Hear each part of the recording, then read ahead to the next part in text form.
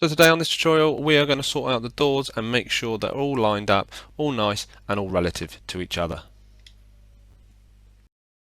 So before we start we're going to need to get some software installed or some tools downloaded. Now I'm not going to go through them all because there's quite a few. The main one you're going to need is the Dungeons Mod Kit Master and Minecraft Java and Minecraft Dungeons. Any links I'll put in the description. So first off the bat we're going to load up Java, go into our world here and go edit. We're going to open the world folder. Now I always like to have the world folder open because we're going to need to copy stuff across and use paths and things. So we can minimize that. We can then go cancel and load our actual world up. Right, so we're in our world now. It may look familiar to you. This is the prop that we made. There's the player head. These are the doors. There is a prop area, and there is a spawn area, and there is the end. So what we are looking at doing today is tying all these doors to each other so it actually references properly. Otherwise, it goes iggledy-piggledy like we've had before. So first things first, what we need to do is right-click on the structure block and name it here. Now, I believe that these are called main 1, main 2, and main 3. So just bear that in mind just so you understand and you've got some continuity through your whole level and it makes sense and you don't get too confused. So we're going to right click on the structure block and we're going to name the door here. So you can name the door by entering a name. There we go, name here. So what we're going to do is, because this is the main 1 going to main 2, we're going to call it 2_main 2. Click done and then that's named. Move to the next door. This one is main 2 going to main 1, so main 2_main 1. Then we move to the next door here. We're going to need that 2_main 3. Then this one here will be 2_main 2. So that is generally all you need to do to name the doors throughout the whole map. It will tie the doors together and it will make it look quite nice and it won't randomize the rotations on it. So with this done, we can then save and quit to title because we need to make sure everything is saved, and we can minimize Java. Now we need to go back into Dungeons Modding, which is over here, and then we need to go Modding, Dungeons Mod Kit Master, Tools, and then Java world to object group.exe. Now this copies everything over, so double click it. It will load up with a script box here. This is why you need Python installed, I believe. And then we're going to need to find our folder for our void level. So locate your void level, which we opened up earlier, paste it into the address bar, and then click select folder. Now we're going to need to tell it where to save the object JSON. Now because we've already done this many times, we need to tell it where to go. So we've got here is where we're working at the moment, and it is easier to paste the location of this and then go back to Dungeons Mod Kit Master, Dungeons, Content, Data, Lovica, Object Groups, Test, object group.json. Now overwrite this, it'd be absolutely fine. So we're copying over our Java world to our object group JSON. So that's done now. Because it's all closed down, we can minimize our save location and then we can go back to Dungeons Mod Kit Master.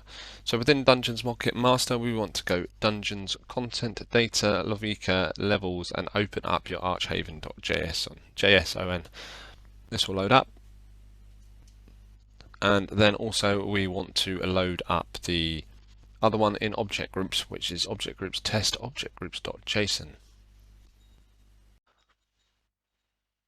So once this is loaded up, the object group.json, we can make sure that our doors are all in the right place. So we've got doors here within main 1 goes to main 2. We've got main 2, we've got to main 3 and main 1. And in main 3, we've got back to main 2. So we can see all our doors here are properly done and properly named. So now we can go back to the archhaven.json and we need to populate things in here. Now it doesn't come under the stretches which we've previously done, and it doesn't come under prop groups. It comes under a new object which is called tiles, so we need to put this into the game. So we can put it anywhere above a previous object or below a previous object, it's up to you. In Atom it will highlight where the end is, so I'm going to put it here. So we need to find a place to put it, and then we need to type tiles, which I can't spell today, and then a colon and a square bracket, enter that down. After the square bracket, make sure you put a comma. So now we need to reference one of the worlds by a curly bracket. So everyone is separated by a curly bracket, and we need to tell it its ID. So ID, and then over there like this, we need to tell it the ID of the first one, which is main1. So we need to go main1. Underneath this, we need to decide whether we've got an exit door or an entry door. Now, because it's the first one where you spawn, there is no entry, there's only an exit. So we need to put exit hyphen door, and then we need to tell it the name that we named it. So this should be 2_main2. And that is it. That is it for that tile, because there is only one entry and exit door. So the next thing we need to do is put a comma here, curly bracket, enter again, and the same thing. ID, and then main2, comma, and I'm just going to put this in. Because we've got two doors, we need to go entry door and exit door. So the entry door was to main1,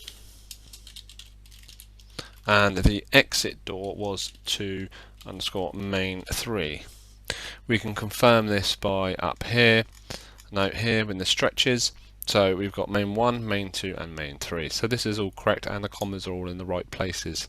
If it's coming to the end, you don't put a comma on, so you can leave it blank. But if you're not coming to the end, you need to put a comma, because there's another command afterwards. You need to separate it. So now we need to do the third one, which is ID main3, comma, and then this is an entry, and the entry is to main2. No comma, because it's the end. So as you can see here, we have linked the doors. So main1 has a door to main2, main2 has an entry door to main1 and an exit door to main3, and main3 has a entry door from main2 or to main2. So it just is, like I said previously, try and name them the best you can, because it really does matter. Right, so that should be it for the level.json, and we can package this up. So we're going to minimize this. We're then going to go back to Dungeons Modkit Master, and we're going to double click the package. As you can see, the package takes 2 seconds to do, and it's done. And now we just need to load up Dungeons. So we are now in the lobby.